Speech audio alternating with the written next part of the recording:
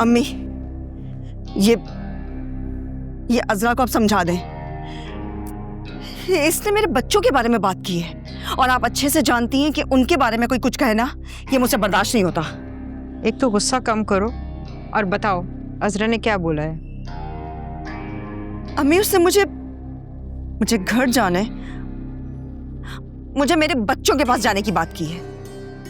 मतलब इस घर पे बहू का राज है, बेटियों की कोई हैसियत नहीं है क्या?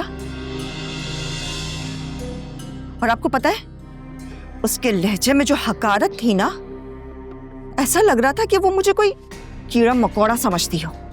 देखो शुमाइला, तुमने आसिफ को यहाँ बुलाने से मना करवा दिया। तुम यहाँ पे इस तरह से रहोगी तो लोग बातें तो बनाएंगे ही ना।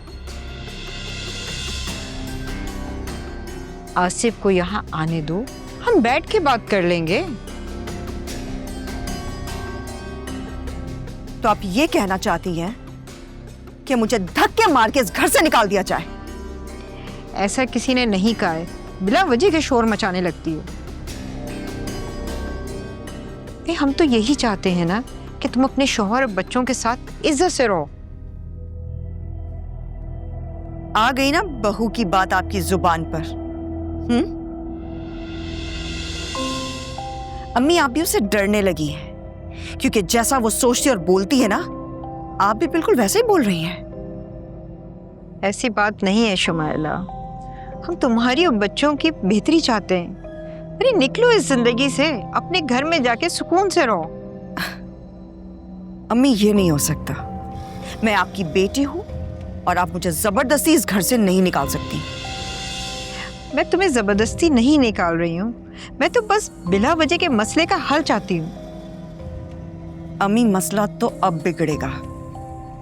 आप मुझे काट कर फेंक तो नहीं सकती। मैं इस घर से कहीं नहीं जाऊंगी। हाँ, इस घर से अगर कोई जाएगा तो वो मैं नहीं, अज़रा होगी। मैं समझ गई, तुमने ही उसकी तलाक की बात की थी ना? अगर ऐसा है तो, और उसने आपके कान भर ही दिए हैं, तो ठीक है, फिर तो उसकी तलाक होनी ही चाहिए।